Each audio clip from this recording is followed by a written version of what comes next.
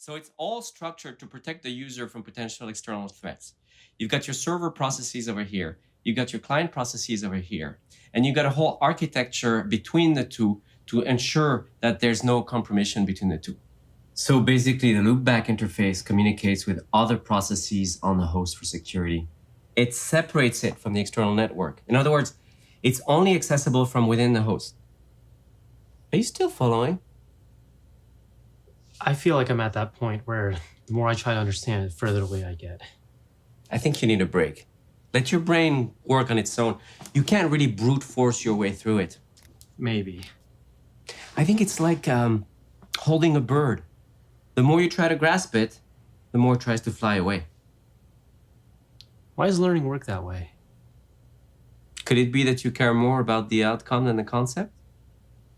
It could be. I never really thought about it that way. And like I said, you don't actually need to know this stuff. There's no rule that says that a startup requires its founder to know how to code. Silicon Valley just likes to make you think that.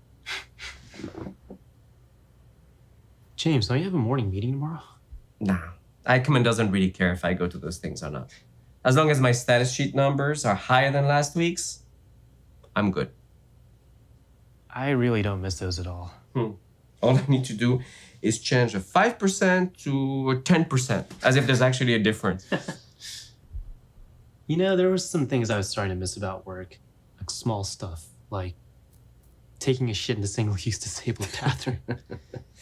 But I don't miss the status meetings at all. I don't know. I'd work on stuff at night, during weekends, during breaks when I can find the time. I wondered why you never wanted to go out with us for lunch. I mean, I'd find little pockets of time here and there, but I never really seemed to get anywhere. Could you at least get a workflow going? Well, after coming home, eating dinner, and going to the gym, last thing I wanted to do was spend time in front of a computer after being in front of one for 10 hours. So I'd watch TV instead. So Netflix then? Yeah.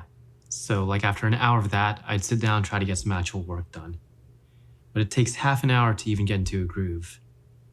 Emails were another 30 minutes. Before I know it, I've done just a half or a quarter of something, whatever that something is. Yeah. And trust me, you're going to find out in about 10 years that that's how everything works. You spend the first quarter just getting warmed up. Before you know it, it's halftime. And you don't even get a commercial break. Good to know I have a lot to look forward to.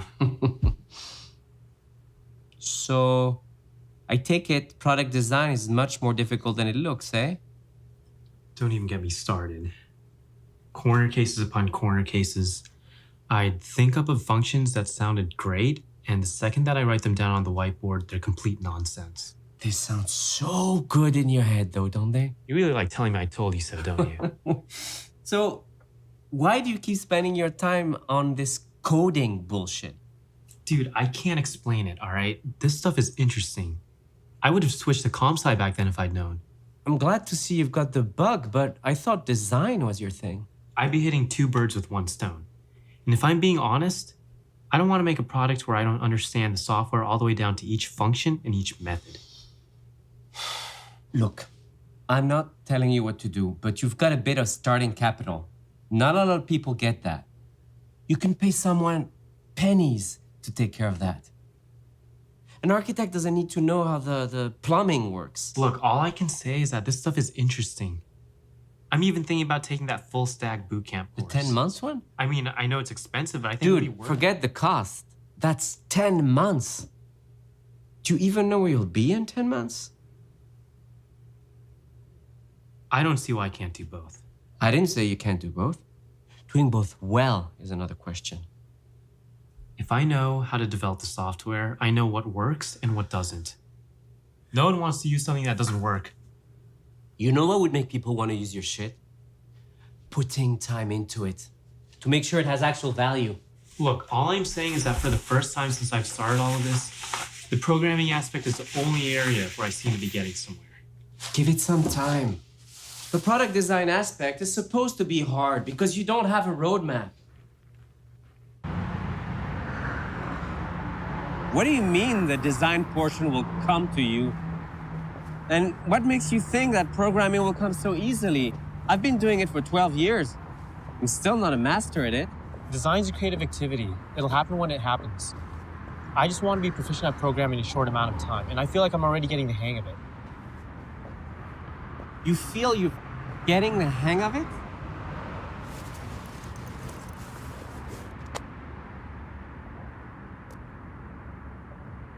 Write out a merge sort in 2 minutes from the algorithm section we went over a few weeks ago. It shouldn't be hard. Do it right now. Okay? All right.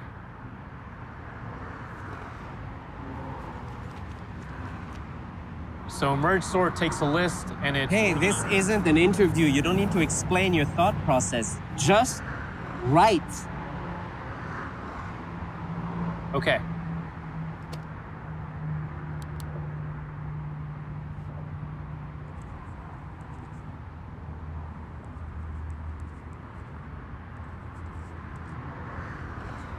A length is a function, not a list. It uses parentheses, not brackets.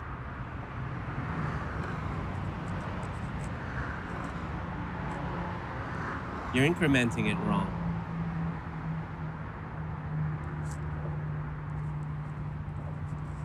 Okay, you're just guessing now. Dude, this is freshman level shit.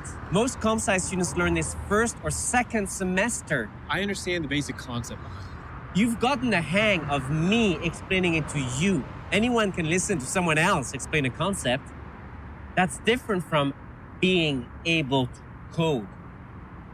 Look, I don't see why you need to know how to make a sorting algorithm for enterprise software. I thought you said you wanted to be good at programming. Which is it? Do you even know what you want?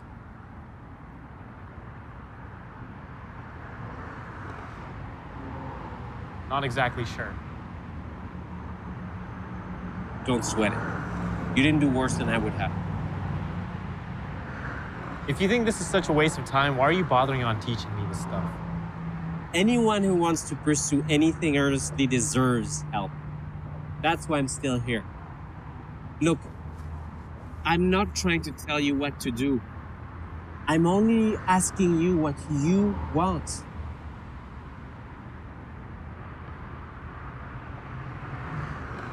I guess I want it all. If you want to learn programming to understand how your software will work, that's fine. If you want to be good at it, that's a full-time endeavor. But if you want glory, you better be honest with yourself. When I ran track in high school, there was one guy who kept outperforming me at every practice, every meet. I kept track of his PRs and I always watched him. I just couldn't get him out of my head. One day, after practice, he told me I would never beat him. It wasn't said in arrogance, only understanding. And I knew right there that he was right. He went on to a D1 school and I focused on engineering. So you just gave up then? I gave up wanting something for the wrong reason. He was racing against other people. I was only racing against him. So you stopped running then? I can run whenever I want. I still do. The same way you can code whenever you want. But you only get to be one person. And the window closes as you get older. So, what's your choice? Those are hard questions to answer. You can do anything you want, but you can't do everything you want. So make your pick. Your life is finite.